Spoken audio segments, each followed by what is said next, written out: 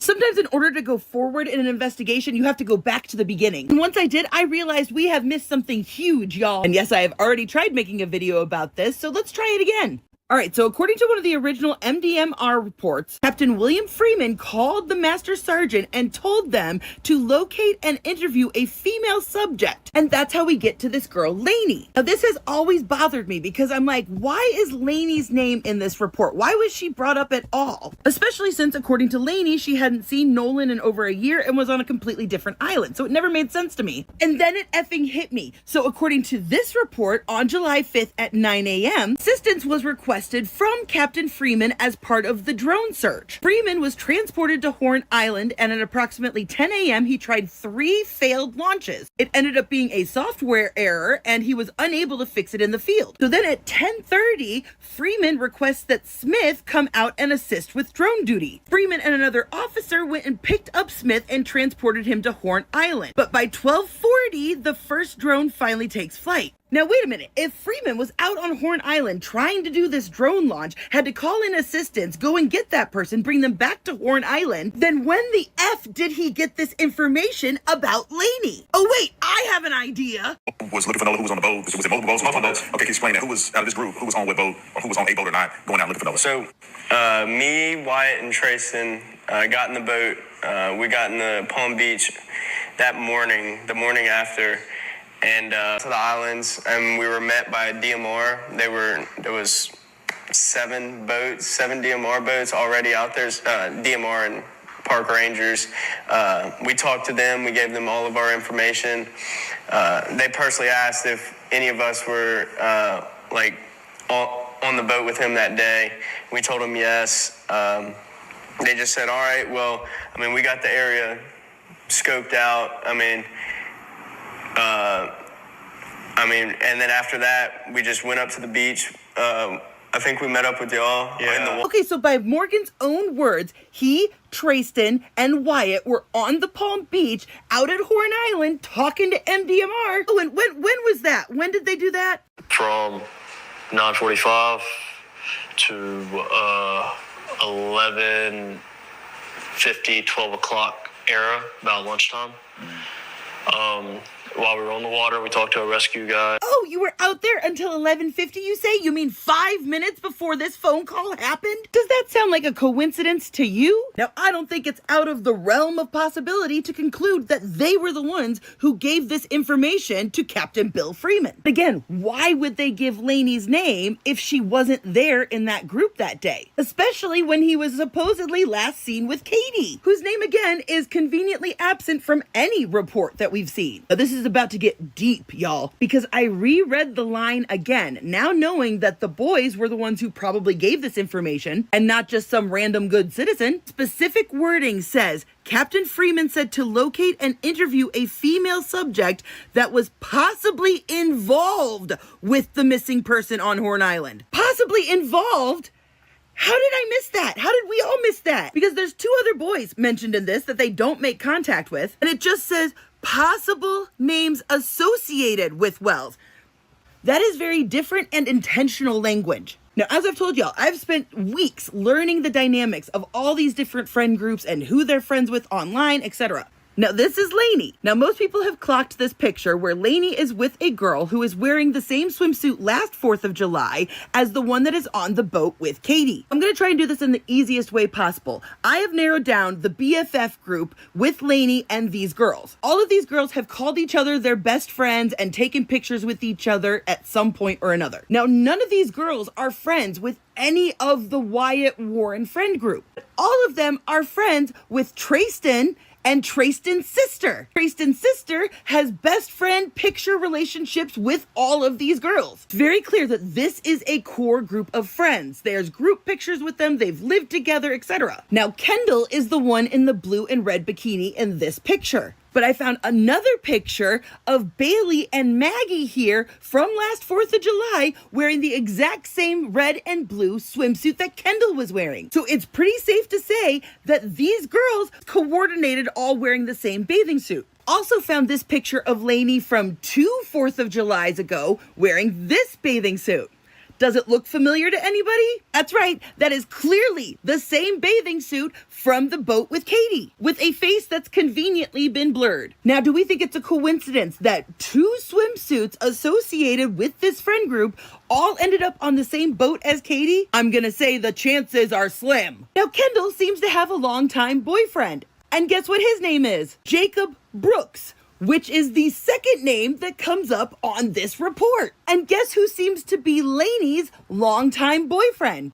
Drew Johnson, the other name on this report. Now, Drew, unlike all of these people over here, Drew is friends with the Warren Wyatt friend group. Also the only one out of this entire group that is Facebook friends with Nolan. If this was the boys telling this information to the captain, why were they saying that their buddy's girlfriend was possibly involved with Nolan? And why would Trayston be snitching on his sister's friends like this? Now wait, one of Katie's BFFs, Nevaeh, is friends with a Caden McGrath. Caden is friends with 0 people from either group except for Nevaeh, as far as I can tell. Caden is somehow related to a Joe, who is frequently advertising on his page for the Biloxi Bay RV Resort. The one that I was saying that according to the GPS coordinates looks like they may have dropped somebody off at. So in my opinion, Joe is clearly somehow related to the Marty McGrath, who was the one who apparently took all these people on this boat, including Katie, when this friend group was supposedly left on this island. And I feel like that language is really important and overlooked because left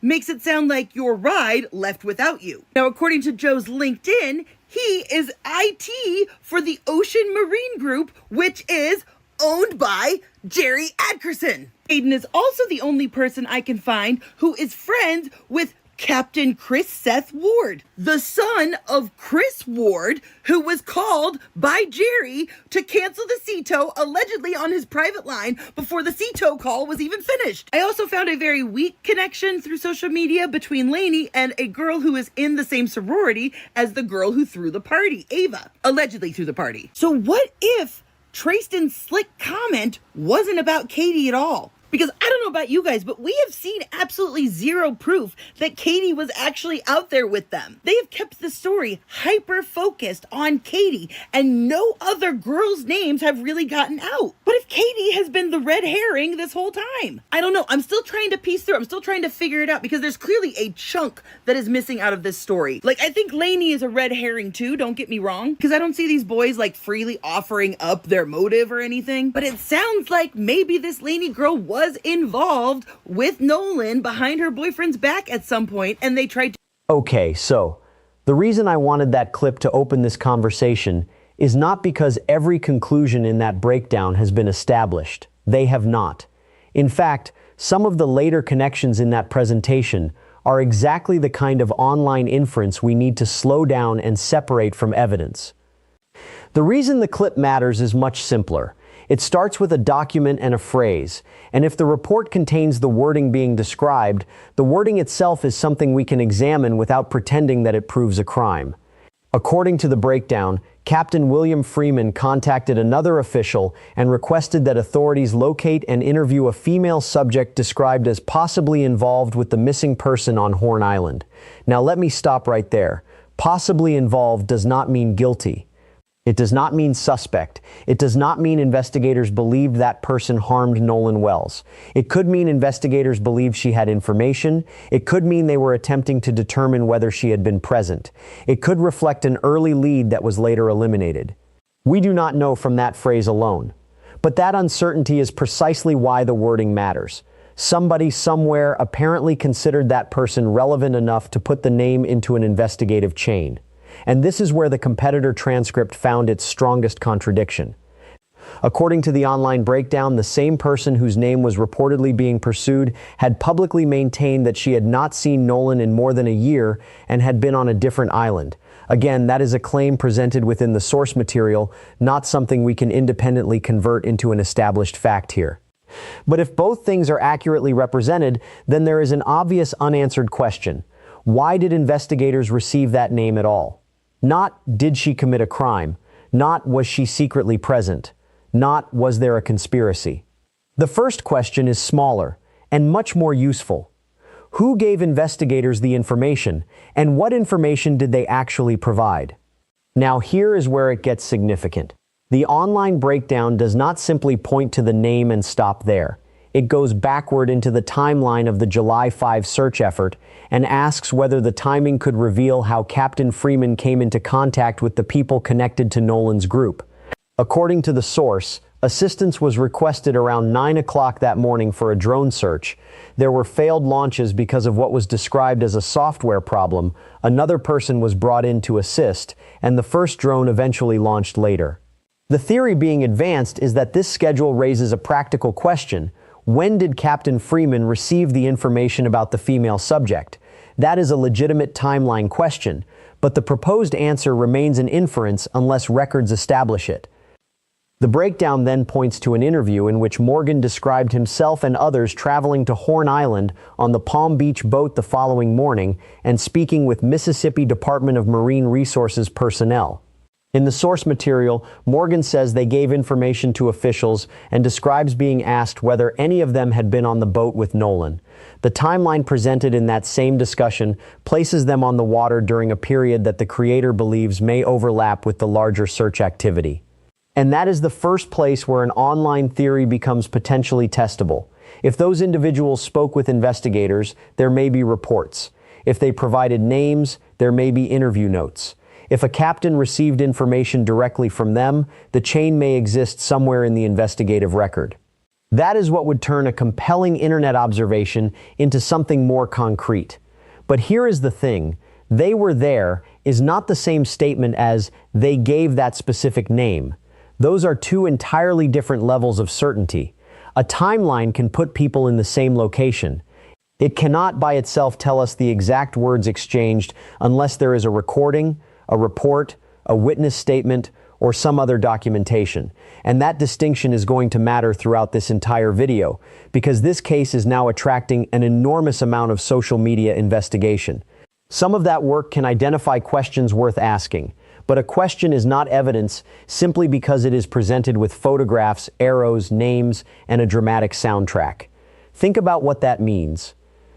The most important part of this development may not be the identity of the woman whose name allegedly appears in the report. It may be the path that name took before it got there. If investigators received it from someone who had first-hand information, that could explain why they wanted an interview.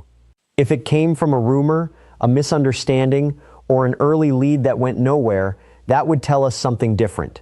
And if the report's wording has been accurately quoted, then the full context of that report matters far more than one isolated phrase pulled into a TikTok breakdown. But the transcript did not stop with the report. It introduced another development that is now circulating widely. A boat found or filmed behind a security fence, with people in the footage examining details around the motor and discussing whether an apparent trim issue could relate to statements previously made in connection with the Nolan Wells timeline. This is the kind of footage that can go viral in minutes because visually it feels like discovery. You see a boat, you hear people saying something looks unusual, there is a key, there is discussion of the trim, and immediately the mind wants to close the gap. This must be the boat. No, not yet. According to the source transcript itself, the narrator explicitly acknowledges that the boat shown has not been confirmed as the same boat connected to Nolan Wells. That is the correct place to begin. A boat identified as a Triton does not become Nolan's boat simply because people online believe it resembles or matches one connected to the case. A boat behind a security fence does not automatically mean the FBI seized it. It does not automatically mean it is evidence. It does not mean an arrest is coming. And this is important because the thumbnail language, "It's over, they missed this," is built to make the viewer feel as if the discovery has already solved something. The transcript itself is much more cautious. So what can actually be asked? If the boat's identity can be established through a hull identification number, registration information, ownership records, location records, or another verifiable identifier, then the conversation changes. Then we can determine whether the boat is relevant before assigning meaning to its condition. Until then, the footage is a lead being discussed online. It is not confirmed evidence in Nolan's death investigation. Okay, so why include it at all? Because the boat theory points back to the same larger problem, the timeline. This entire case becomes more important when records can establish movement.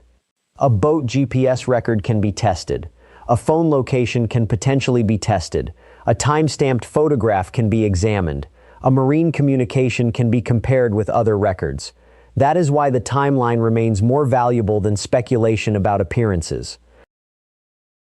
Crocs on the ground, and you're never gonna believe what I just found. Yeah, watch. All right, so I'm here with Biloxi Cooking and Fishing. What's going on, yo? And we are boat hunting today. We are out here looking at, no, it does say security. Let me show you what's right next to the fucking wildcat we just found. Look at there.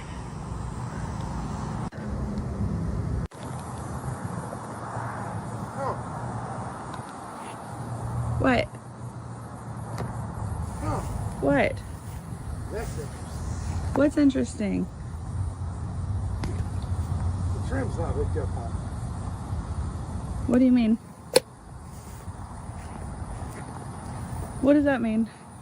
See those two rods coming out of the... Yeah, but I don't know what that means. That's the trim. What Okay. that does is that makes that motor do that. Okay. Okay? So if the trim is not hooked up, and they were saying that they had issues with the trim, assuming this is the boat. And I'm not sure because I don't see a name on it. Hold on. There's a key still in it too. Let's get nice and in there. By the way, people, just to let y'all know, if somebody says we're trespassing, we are on city easement, so kiss our ass. Out the gate. We are on city easement. Now here is where it gets significant. The transcript's best analytical point about the boat is not actually the boat. It is the principle behind it. If someone says a boat was in one place at one time, records may be able to confirm or contradict that. If someone says they experienced a mechanical problem, maintenance records, marine data, communications, or other evidence could potentially provide context. That is where an online discovery becomes useful, not when it gives us an answer, but when it identifies a record that might. And that brings us back to Nolan's case as a whole. The central public question has always been what happened during the window between Nolan being with the group and the later discovery of his body. According to the case framework you have followed here, authorities initially said accidental drowning and no signs of foul play.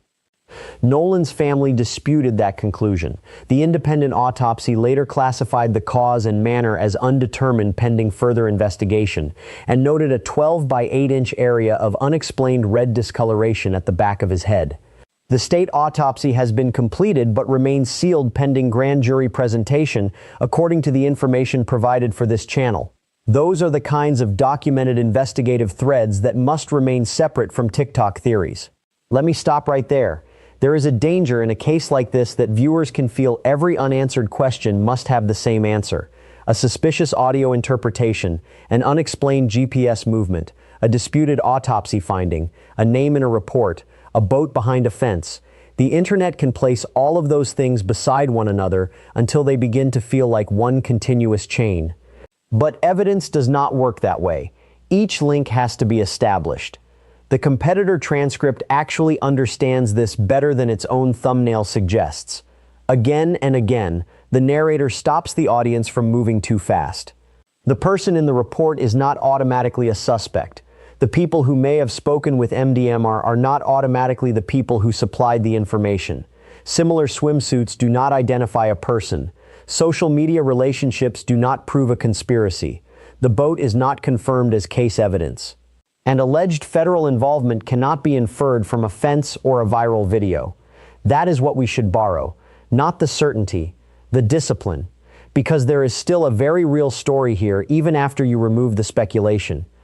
An original report may contain language that people had not previously focused on.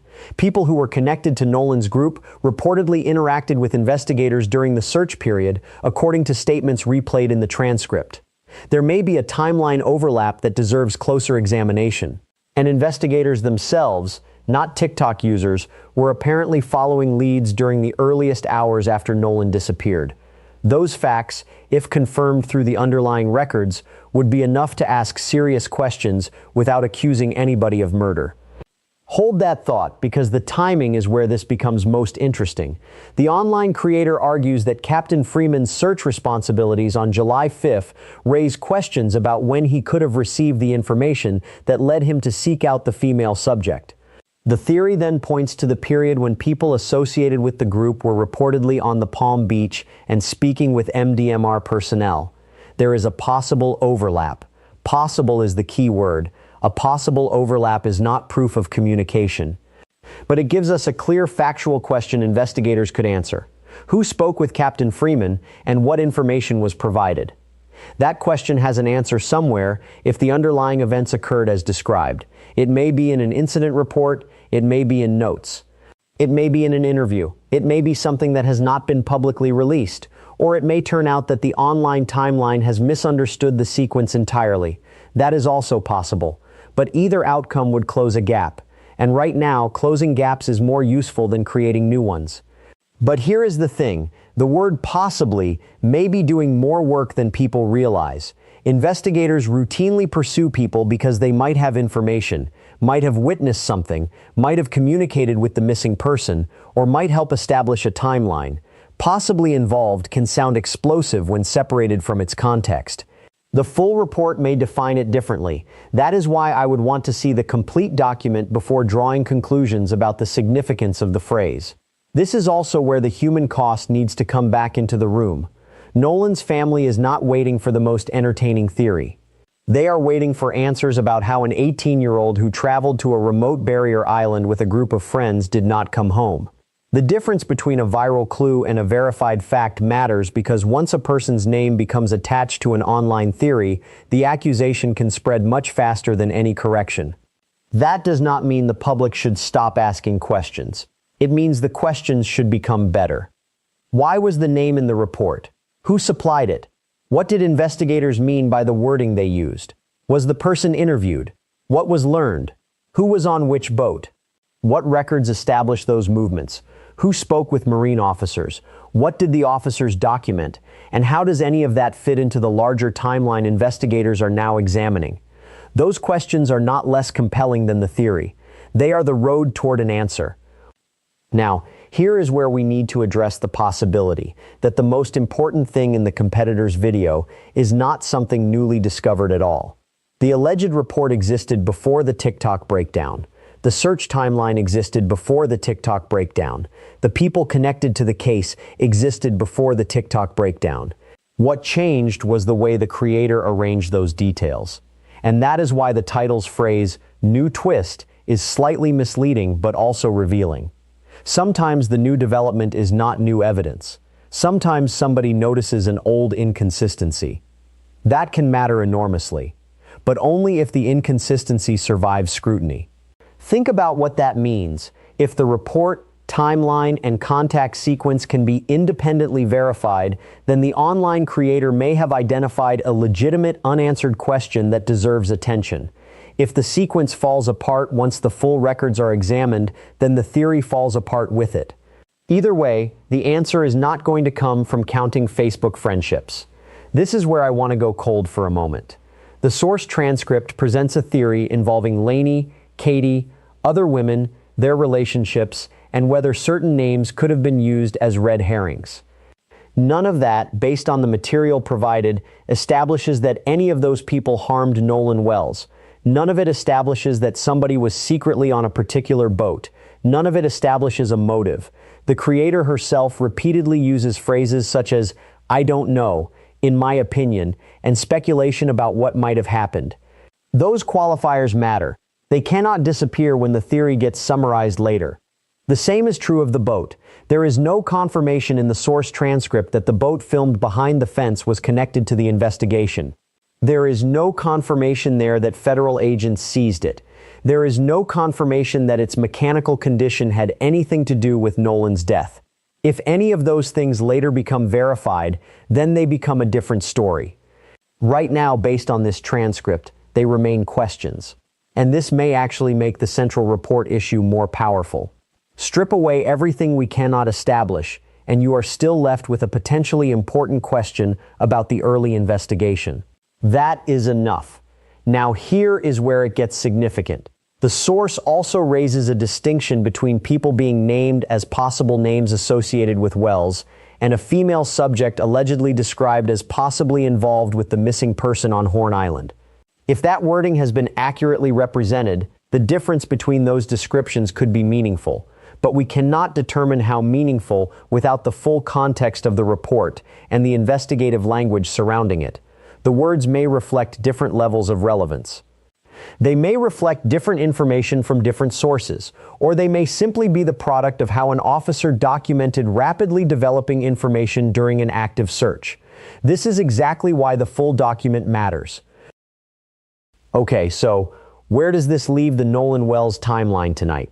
Not with an arrest, not with a solved case, not with proof that a woman named in an online theory was involved in Nolan's disappearance, not with confirmation that a boat behind a fence was evidence. What it leaves us with is narrower and, in my opinion, more important. There may be an old investigative record containing language that deserves clarification. There may be a traceable sequence between people who were present during the search, their interactions with marine officials, and the information investigators acted upon. There may be records that establish exactly who said what and when. And until those records are examined, social media theories are filling an information vacuum. That is not unusual in a case with intense public attention. People hate empty spaces. They connect them. They speculate. They choose the explanation that feels like it makes the most sense. But an investigation is supposed to do the opposite. It is supposed to test the explanation. Let me stop right there because there is one more reason the timing matters. According to the source, the people who were reportedly on the Palm Beach the following morning said they spoke with MDMR officers and gave information. If that interaction is documented, it could potentially help answer whether investigators were receiving information directly from members of the wider group. That does not make those people suspects. It does not make them liars. It simply means they may have been witnesses or sources of information during an active search. And if that is true, then the path from "we talked to officers" to "why did investigators seek this particular person" becomes a factual chain that can either be confirmed or rejected. That is the kind of thing a grand jury process, investigative file, or official review can eventually clarify. Public speculation cannot compel an answer. A TikTok cannot subpoena a record. A viral thumbnail cannot authenticate a boat. An Instagram comment cannot establish who gave an officer a name. But records can. And that brings us back to the one word that started this entire conversation. Possibly. Possibly involved. Possibly a lead. Possibly a witness. Possibly connected. Possibly misunderstood. The internet hates possibly because it is not satisfying. It does not give you the person to blame. It does not give you the ending. But in this case, possibly may be the most honest word we have until more information becomes public. Now let's turn the temperature warm again. Nolan Wells was 18. Whatever the final explanation for his death turns out to be, the reason this case continues to draw attention is not because people enjoy analyzing GPS coordinates or pausing blurry photographs. It is because a young man went to Horn Island and did not return, and his family is still left with questions about what happened. Christine and Elmore Wells do not need the public to manufacture certainty for them. They need the investigation to get the sequence right. Who was there? Who was not there? Which accounts can be supported by records? Who spoke to investigators? What did they tell them? What did the early reports actually say? And what evidence can independently place people, boats, phones, and events into the same timeline? That is where this story should be heading. But here is the thing. There is also a lesson here for everyone following this case. The most explosive development is not always the loudest one. The boat footage is visually dramatic. The swimsuit comparisons are easy to turn into a rabbit hole. The social media relationship map can look overwhelming when dozens of names are placed beside one another. But a single sentence in an official report, if accurately represented and placed in its full context, may tell us more than all of that. That is why the next thing I would want to see is simple: the complete original report surrounding the quoted language. Not a screenshot with one sentence highlighted, not somebody paraphrasing it, the whole context. What came before? What came after? Was the subject located? Was she interviewed? What was the outcome? Was the lead closed? Was another report generated? Because that is how we find out whether the phrase everyone is now discussing was an overlooked clue or simply one step in a much larger search process. And the second thing I would want is documentation of the interaction with MDMR personnel. If the people quoted in the source gave information during that morning search, what information did they provide? Were names documented? Were timelines recorded? Did officials follow up? Those are answerable questions. The boat is answerable too, but only after identification. Get the hull number, establish the owner, establish whether it was connected to the Horn Island trip, establish whether investigators ever treated it as relevant. Until then, calling it the boat is getting ahead of the evidence. Hold that thought, because this is exactly where the competitor's thumbnail creates a problem. It's over they missed this suggests that somebody missed the final piece and that the discovery has changed everything. The transcript itself is more responsible than that. What it actually presents is a possible overlooked inconsistency. And our version of this story should be even stronger, because we do not have to oversell it. The mystery is already there. Why was that language used? Who gave investigators the information? Why does the public timeline still contain gaps? And which records can close them? Those questions are enough to keep the audience watching because they are connected to something real, the difference between what people think happened and what can actually be shown. Now, one final cold point before we close. Nothing in the transcript provided establishes that the people discussed in the online theories committed a crime.